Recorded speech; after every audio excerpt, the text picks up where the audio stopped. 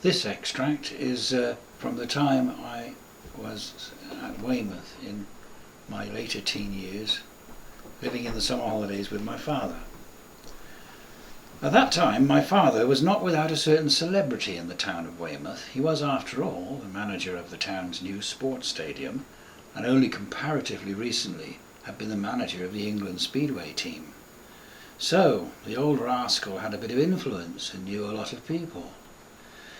In the event, he had a word in someone's ear, and hey presto, the next thing I was given a job, hiring out the deck chairs on Weymouth Beach.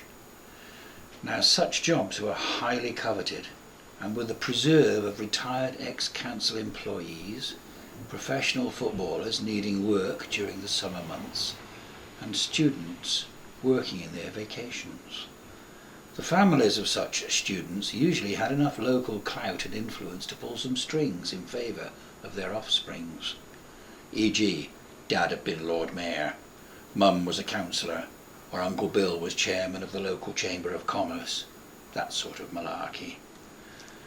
The result was that summer jobs on the beach were highly prized, and virtually a closed shop. My dad swung it for me though. I was to work on that beach for the following 7 summers, except in 1959, the year of my exploding kidneys. Thus it was, one warm morning in mid-July 1956, I was instructed to report to Mr. Gallagher, the beach manager, at the green-painted wooden hut serving as the beach office, situated on the promenade opposite the King's statue. Paddy Gallagher sat behind a wooden counter, and first thing I noticed was that he remained seated throughout that first meeting. I subsequently discovered the reason why. Paddy indeed rarely stood up. It was because he was not a well man, a very frail, thin, soft-spoken man, in fact, in his early 60s. He wore a trilby hat, always slightly tilted back, which never left his head.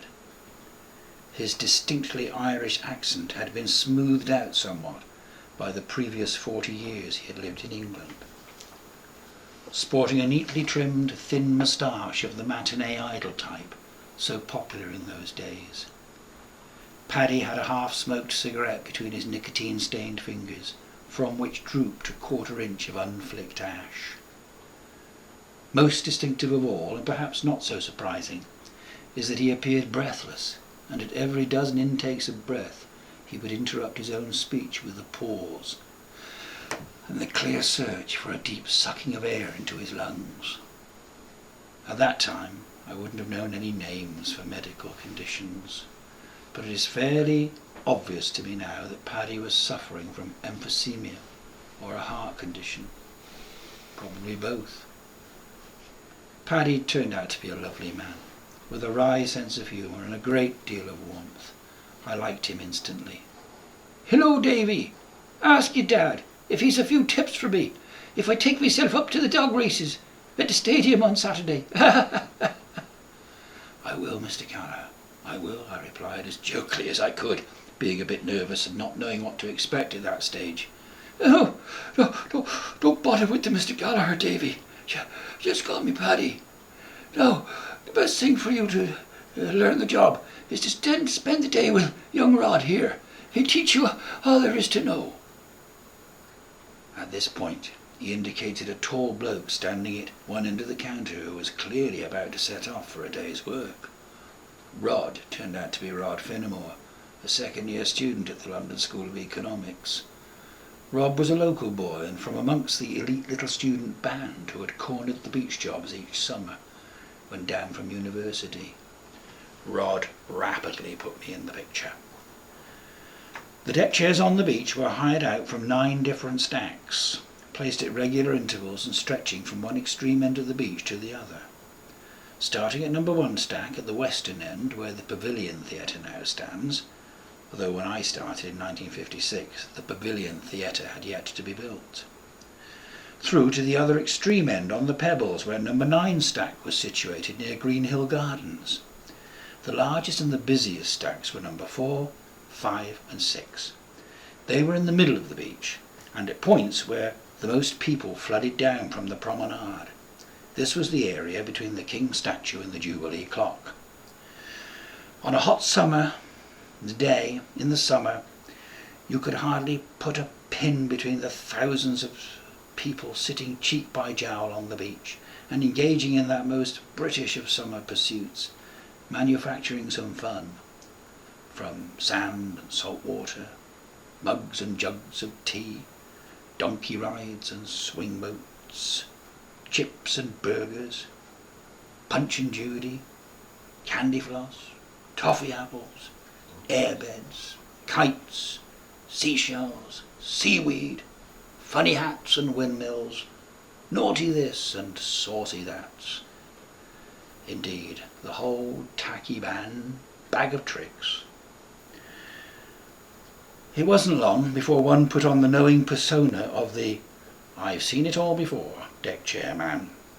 One soon adopted the requisite style, put on the dark shades, and effortlessly bronzed the body as the summer days rolled along. We were there, of course, to help the jollity along for the hordes of peasants, as we younger deck chairmen somewhat arrogantly labelled all the holiday makers. What a great job it was. I wish it had lasted a lifetime. We got paid for it too. Stacks number 7, 8 and 9 were much smaller and quieter than the others.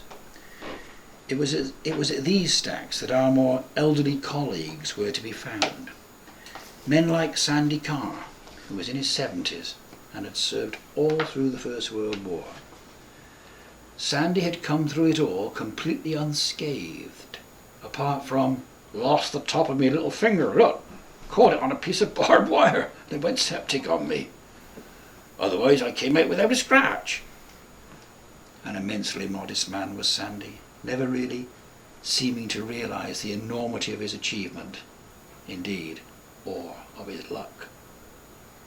Then there was Bill Moore. Bill was definitely the most ancient of deck chairmen, possibly in human history. He was somewhere in his mid-80s and was an ex-naval officer, a charmer with twinkling blue eyes and a fund of stories about his Navy days. He was gentle and kindly, and although stooped, he had a real dignity about him. Since Bill was always permanently assigned to number 9, the quietest of all, serving the most select sections of the beach, many of Bill's customers, hiring their deck chairs, were his regulars. Bill would know them all and refer to them by name. "Morning, Mr. Hargreaves. Looks like we could get a shower later on." Bill knew the local weather better than most forecasters, and he would point the stem of his briar pipe towards the sky by way of emphasis. A marvellous old salt of a man. We younger ones, students and footballers, were always assigned to the busier stacks. Busiest of all was stack number 5, right on the beach and opposite the King's statue. There were usually 3 or 4 of us working on that stack, especially on Sundays when the absolute maximum numbers would arrive in the town. Most of them, at some point, would head straight for the beach. Among the footballers I worked with at different times were Willie Ormond, who in his earlier career had played for Glasgow Celtic and Scotland, Ron Fogg and Alan Wright and Ken Bryan, all who had played in the Football League. Among the university students I got to know, apart from Rod Finnemore, was Phil Daubeny. He too was at the London School of Economics. I used to have good discussions with Phil, and it was he who led me to some understanding of how a capitalist economy actually works. This was a subject to which I had never, frankly, given much thought before. Then there was Bill Boggis, who was at Bristol University. Bill used to live at Yeovil and make the 40-mile journey to Weymouth each day by train. Quite a commute in those days. There was a large, powerful man too, called Mr. Sam Bell. We knew him just as Sam. He wasn't the highest deck chair in the intellectual stack, and he was not entrusted with looking after or collecting any money or form-filling aspects of the job. Sam was therefore permanently stacking on number 5, which was hard labour really, but for which Sam was much better suited. During his midday break, Sam would rush to the pub and down 3 or 4 pints of scrumpy. Now scrumpy is a form of cider, strong and widely popular throughout the west of England. By the time Sam returned to the stack for his afternoon shift, he was well pissed each day. His mood would not be improved either with the heat of the afternoon sun, nor if he were working alongside students, all of whom Sam resented, and was always complaining about their being stuck up and spoilt. He was possibly correct on both counts as a matter of fact. However, we students had been warned about Sam, and not to take much notice of him, as most of it was just hot air. On this particular day, I found myself working alongside Sam upon his drunken return to work in the afternoon. My presence was the proverbial red rag to the bull. And Sam started a tirade against student softies. "Just like you, Dutton. I let him knock your block off." Not a problem, I thought to myself. Sam's only hot air. "Why don't you try it then?" I teased. This was an incredibly unwise thing to say to a very large man when he was full of scrumpy and hatred in roughly equal proportions, and all in the heat of the day. I have to say that the next quarter of an hour of my life is a total blank. I was told later that Sam landed one on the point of my chin with a velocity and force entirely consistent with one of Rocky Marciano's best efforts. Served me right, I suppose. There was quite a brouhaha about it at the time, and Sam was suspended from work for a day or 2. I recovered with a bit of a bruised ego, and the never-forgotten lesson that if someone is threatening to do something, they are by no means always bluffing. This was to stand me in good stead in later years, especially dealing on one occasion in my teaching career with a self-harming disturbed female pupil, and on another occasion with a lad threatening to jump down a stairwell. Guess I eventually owed Cider Sam some thanks, after all.